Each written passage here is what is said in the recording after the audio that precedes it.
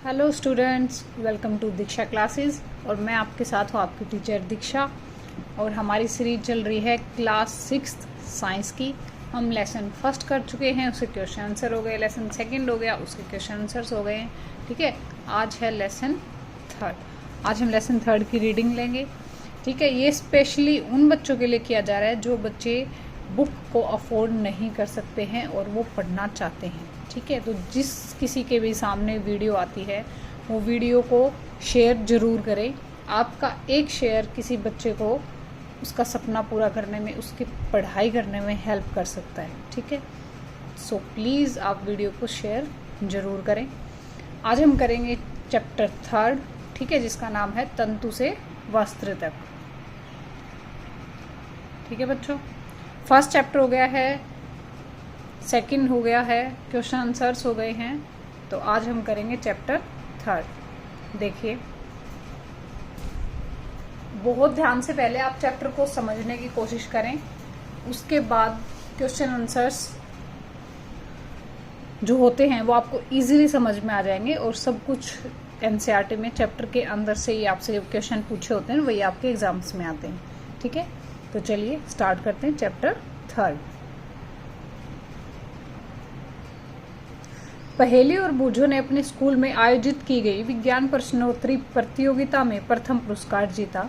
वे दोनों अत्यधिक उत्तेजित थे और उन्होंने प्राप्त हुई पुरस्कार राशि से अपने माता पिता के लिए वस्त्र खरीदने का निश्चय किया। वे कपड़े की दुकान पर वस्त्र सामग्री की विस्तृत विविधता क्या होता है, वैरायटीज को देखकर उलझन में फंस गए। दुकानदार ने उन्हें यह समझाया कि कुछ कपड़े अथवा वस्त्र सूती हैं, कुछ संश्लिष्ट मतलब कृत्रिम हैं। उसके पास ऊनी मफलर और शॉल भी थे। दुकान में बहुत सी रेशमी साड़ियां भी थी। पहेली और बूझो अत्यधिक उत्तेजित दिखाई दे रहे थे। उन्होंने इन विभिन्न कपड़ों को स्पर्श किया और उनके बारे में जानकारी प्राप्त की। अंत में उन्होंने एक ऊनी मफलर तथा एक सूती साड़ी खरीदी। कपड़े की दुकान का भ्रमण करने के पश्चात पहेली और बूझो अपने आसपास के विभिन्न प्रकार के वस्त्रों को ध्यान से देखना आरंभ किया। उन्होंने यह देखा कि बेडशीट मतलब कि बिस्तर पर बिछाने की चादर, कंबल, पर्दे, मेजपोश, तौलिए और झाड़न मतलब कि डस्टर आदि, ये सभी भिन्न भिन्न प्रकार के कपड़ों से बने हुए हैं। यहाँ तक कि उनके अपने बस्ते और बोरे भी किसी प्रकार के वस्त्र से बने हैं। उन्होंने इन सभी वस्त्रों की पहचान सूती, ऊनी, रेशमी अथवा संश्लिष्ट मतलब कृत्रिम के रूप में की। क्या आप भी इन वस्त्रों की कुछ पहचान कर सकते हैं? तो फर्स्ट पॉइंट आ जाता है अब वस्त्रों में विविधता मतलब कपड़ों में वैरायटीज। ठीक है, कोई कॉटन है, कोई ऊनी है, कोई रेशमी है, कोई कृत्रिम है, तो उनकी पहचान किस तरीके से होगी? तो पहचान के लिए आपका की एक्टिविटी फर्स्ट है, अपने पास की किसी दर्जी की दुकान का भ्रमण कीजिए। सिलाई के बाद बचे कपड़े की कतरन एकत्रित कीजिए।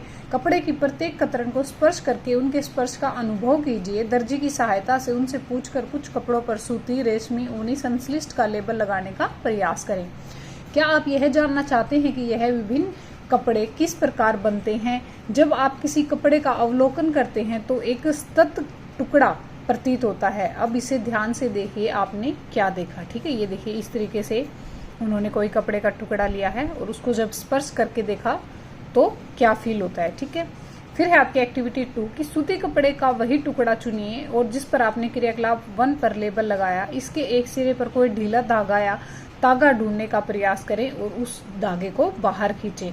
यदि कोई ढीला तागा दिखाई न दे तो पिन अथवा सुई की सहायता से आप एक तागा धीरे धीरे बाहर खींच सकते हैं। हम यह देखते हैं कि तागों का एक व्यवस्थित करने पर वस्त्र बना है। ये तागे किससे बनते हैं? तो देखिए, इस प्रकार वो कपड़ा जो हमने लिया था उसको धीरे धीरे एक एक धागा अगर हम बाहर निकालते हैं तो इस तरीके से धागे बाहर निकल जाएंगे।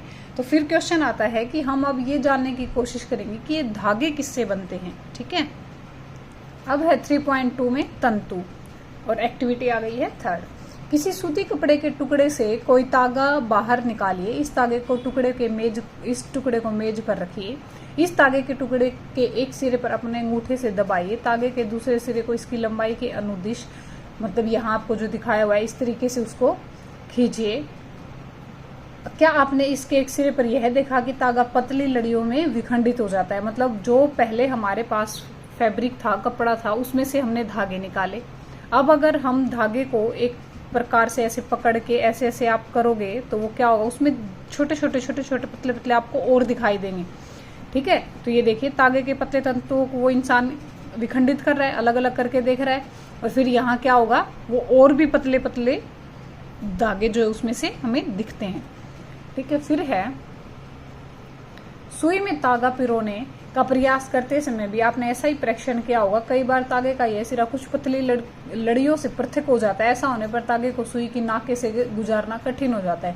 तागे में ये कई तरह की दिखाई देने वाली पतली लड़ियां भी और अधिक पतली लड़ियों से मिलकर बनी है, जिन्हें हम क्या कहते हैं, तंतु। ठीक है।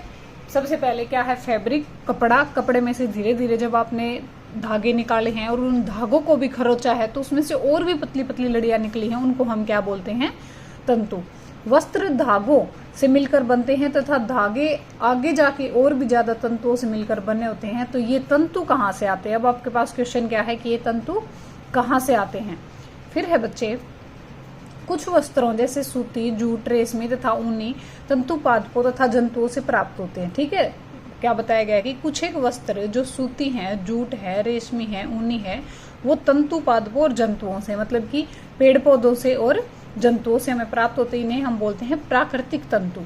रुई तथा जूट पादपों से प्राप्त होने वाले तंतुओं के उदाहरण हैं। रुई हमें किससे प्राप्त होती है? कपास से। ऊन तथा रेशम जो है वो जंतुओं से प्राप्त होते हैं। ऊन किससे प्राप्त होता है? हमें भेड़ बकरी से।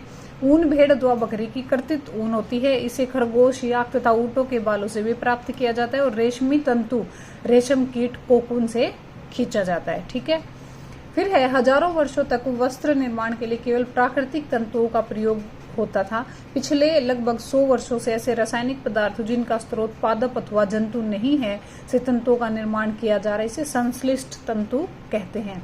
पॉलिस्टर, नायलॉन और एक्रिलिक संश्लिष्ट तंतुओं का कुछ उदाहरण है। मतलब कृत्रिम का उदाहरण कौन कौन है? पॉलिस्टर, नायलॉन, एक्रिलिक्स, ये सब किसके हैं? संश्लिष्ट तंतुओं, कृत्रिम तंतुओं का उदाहरण है। अब हम पढ़ेंगे कुछ पादप तंतु जो हमें पौधों से प्राप्त होते हैं। तो फर्स्ट है उसमें आपका रुई। क्या आपने कभी तेल के लैंपों के लिए बत्तियां बनाई हैं? इन बत्तियों को बनाने के लिए आपने क्या उपयोग किया है? इस रुई का उपयोग गद्दों, रजाइयों अथवा तकियों में भी किया जाता है। कुछ रुई लीजिए, इसे खींचकर पृथक कीजिए और इसके किनारों को ध्यान से देखिए। क्या आपने देखा और परीक्षण किया? ये छोटी पतली लड़ियां जिन्हें आप देख रहे हैं कपास तंतुओं से बनी हुई हैं।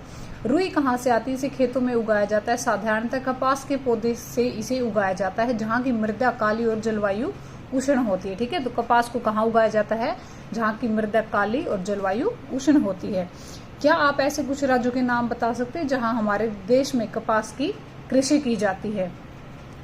कपास पादप के फल कपास गोलक लगभग नींबू के माप के होते हैं। पूर्ण परिपक्व होने पर बीज टूटकर खुल जाता है। अब कपास तंतुओं को ढके बिनोले कपास बीज में देखा जाता है। क्या आपने ऐसा कपास खेत देखा है जो कपास चुने जाने के लिए तैयार हो चुका है? इस समय खेत कपास के परिफूलों रोगों से इतना श्वेत हो जाता है जैसे हिम से ढक लिया हो। ठीक है। आपने ऑब्वियसली आपने देखा होगा इस तरीके से कपास का खेत। किस किस बच्चे ने देखा कमेंट करके जरूर बताना। ठीक है। देखिए इस तरीके से जब ये व्हाइट रुई इसमें से बाहर आ जाती है तो उसको हम अलग कर लेते हैं और फिर क्या बच जाती हैं? सिर्फ लकड़ियां बच जाती हैं। ठीक है। तो कपास की खेती बहुत हेल्पफुल होती है। देखिए इसमें से रुई निकल जाती है, भैंसों के लिए बिनोले निकल जाते हैं, पीछे जलाने के लिए ईंधन के रूप में लकड़ियां बच जाती हैं। तो जो बच्चे इस वीडियो को देख रहे हैं वो कमेंट करके जरूर बताएंगे कि किस किस बच्चे ने कपास के खेत को देखा हुआ है। ठीक है। फिर है कपास के बीजों को अलग करना। कपास के बीजों को अलग करना क्या कहलाता है? कपास ओटना। ठीक है। ये मैंने आपको पहले ही बता दिया है, ये आगे आएगा। अब पढ़ते हैं। साधारणतः इन कपास बोलों में कपास को हस्त चयन द्वारा अलग किया जाता है। इनके पश्चात कपास के बीजों को कंकतन द्वारा परखत किया जाता है। इसी प्रक्रिया को हम क्या बोलते हैं? कपास ओटना।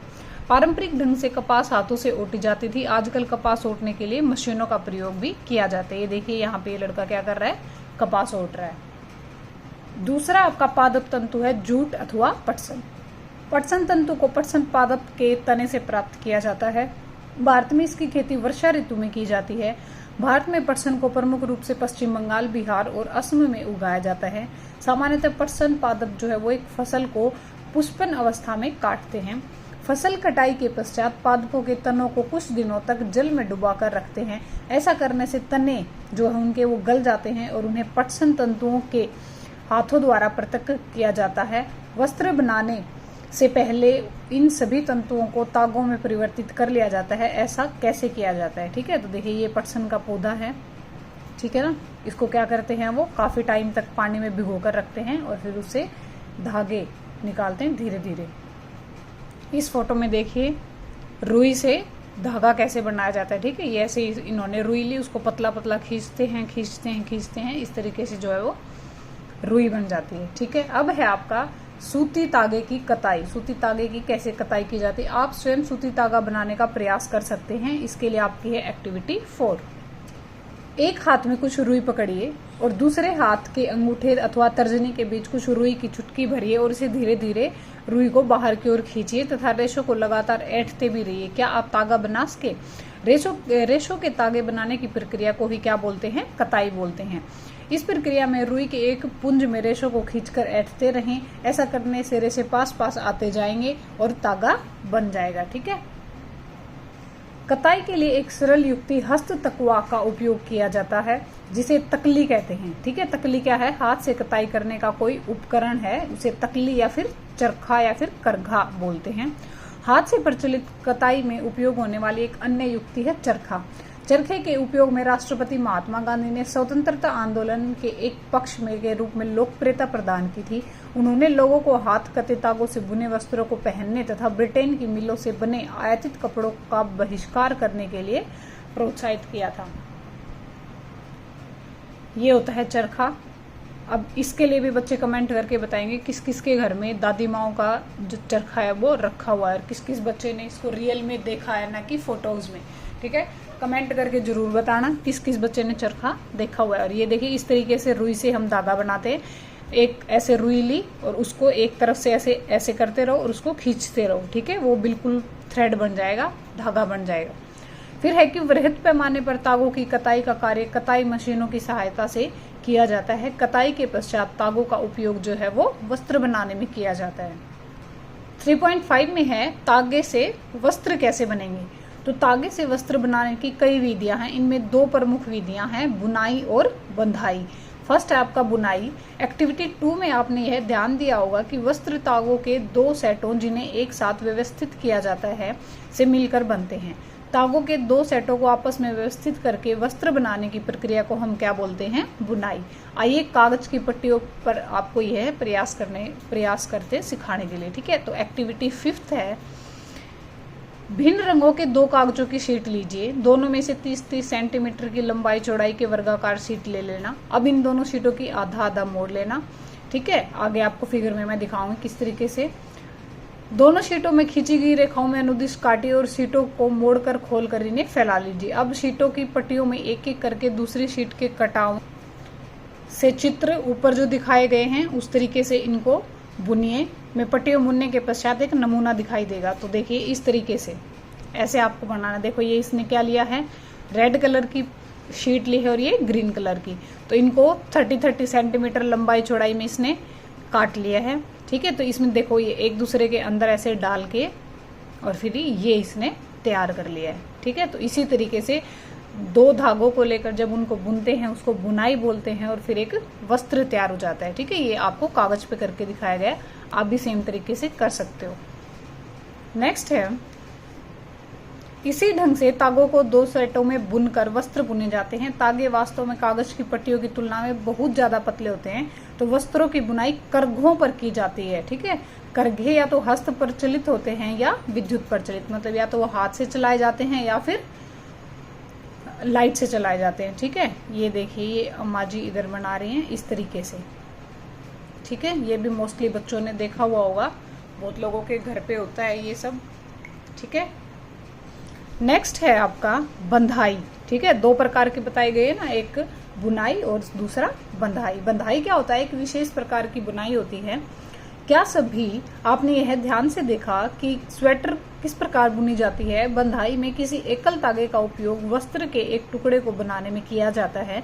क्या आपने कभी किसी फटे हुए मोजे को किसी तागे को खींच कर देखा है? जब आप ऐसा करते हैं तब क्या होता है? एकल धागा लगातार खींचता चला जाता है तथा वस्त्र उधड़ता हुआ चला जाता है। मोजे और बहुत सी अन्य पहनने की वस्तुएं बंधाई द्वारा बने वस्त्रों से बनाई जाती हैं। बंधाई हाथों से तथा मशीनों के द्वारा भी की जाती है। बुनाई तथा बंधाई का उपयोग विभिन्न प्रकार के वस्त्रों का निर्माण में किया जाता है। इन वस्त्रों का उपयोग पहनने की विविध वस्तुओं को बनाने में किया जाता है। तो देखिए इस तरीके से स्वेटर बनाई जाती है ना। तो अब ये भी आप मुझे कमेंट करके बताएंगे किस किस बच्चे की मम्मी जो है ऐसे स्वेटर बनाती, किस किस ने ऐसे स्वेटर बनती हुई देखी है। ठीक है, जो आपकी बुक्स हैं उनको रियल लाइफ से रिलेट करके देखे, आपको जो पढ़ाई है, जो स्टडी है आपकी, वो बहुत इजी लगने लग जाएगी। ठीक है, इसको एक बर्डन ना समझो, इसको एक इंटरेस्टिंग वे में पढ़ के देखो। ठीक है, ये आपको इसको देखो कहीं ना कहीं बनती हुई, तो आपको अपने आप पता चल जाएगा कि किस तरीके से सिर्फ एक ऊन के गोले से और आप कोई भी डिज़ाइन आपकी मम्मा आपके लिए क्रिएट कर सकती हैं। तो उसको आप क्या बोलते हो, बंधाई। और जब भी आप स्वेटर का एक धागा पकड़ के ऐसे खींच देते हैं तो पूरा धागा वहां से निकल जाएगा। यही बात ये कह रहा है कि वो उधड़ता हुआ चला जाता है और आपकी ड्रेस जो है वो खराब हो जाती है। ठीक है, अब है वस्त्र सामग्री का इतिहास। क्या आपने कभी यह जानने का प्रयास किया कि प्राचीन काल में लोग पहनने के लिए किस सामग्री का उपयोग करते थे? वस्त्रों के विषय में पूर्व प्रमाणों में ऐसा प्रतीत होता है कि प्रारंभ में कुछ लोग वृक्ष की छाल, बड़ी बड़ी पत्तियां, जंतुओं के चर्म समूह से अपने शरीर को ढकते थे। कृषि समुदाय में बसना आरंभ करने के पश्चात लोगों ने पतली पतली टहनियां और घास को बुनकर चटाइयां, डालियां पहनना शुरू किया। लताओं, जंतुओं और ऊन अथवा बालों को आपस में ऐंठन देकर लंबी लड़ियां बनाई। इन सब चीजों से वस्त्र तैयार किए। पूर्व में भारतवासी रुई से बने वस्त्र पहनते थे जो गंगा नदी के निकटवर्ती क्षेत्रों में उगाई जाती थी। फ्लेक्स भी एक पादप है जिसमें प्राकृतिक तंतु प्राप्त होते हैं। प्राचीन में वस्त्रों को बनाने के लिए रुई अथवा फ्लेक्स की कृषि नील नदी के निकटवर्ती क्षेत्रों में की जाती थी। उन दिनों में लोगों को सिलाई करना नहीं आता था। उस समय लोग अपने शरीर को विभिन्न भागों को वस्त्रों से आच्छादित कर लेते थे। वे शरीर को आच्छादित करने के लिए कई विभिन्न ढंगों का उपयोग करते थे। सिलाई की सुई का आविष्कार के साथ साथ लोगों में वस्त्रों की सिलाई करके पहनने से कपड़े तैयार किए गए। इस आविष्कार के पश्चात सिले कपड़ों में बहुत सी विभिन्नताएं आ गई।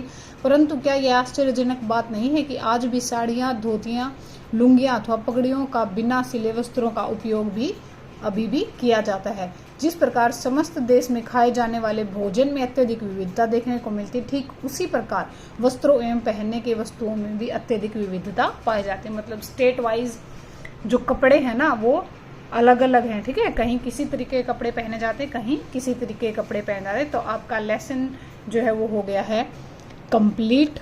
ठीक है, और ये इंपॉर्टेंट वर्ड्स ये आपको समझ में आए गए होंगे। रुई किससे मिलती है? कपास से। वस्त्र क्या होते हैं? कपड़े। तंतु क्या होते हैं? धागों की पतली पतली लड़ियां। बंधाई आपने अभी मैंने बताई थी किस प्रकार से स्वेटर बुनी जाती है, उसको हम क्या बोलते हैं, ये रहा इधर बंधाई। ठीक है, और कताई किस प्रकार से आप धागे, रुई से धागे बनाते हैं, उसको बोलते हैं कताई। और बुनाई क्या होता है?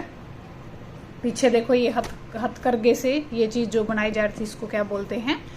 बुनाई। और लास्ट में है आपका धागा। ठीक है, धागा। ओके, तो आपका लेसन हो गया है बच्चे इधर कंप्लीट। और कल हम करेंगे लेसन के क्वेश्चन आंसर्स। Be ready. ठीक है, तो आप लेसन को बहुत ध्यान से एक बार फिर से सुनेंगे और जो ये इम्पोर्टेंट वर्ड्स मैं साथ साथ आपको बताती रहती हूँ आप इनको जरूर कर लेना। लेसन 3 तंतु से वस्त्र तक। ठीक है, वीडियो को जरूर शेयर करें। एक बच्चा अगर देखता है तो वो एक के पास शेयर तो जरूर करे। Okay, thank you for watching.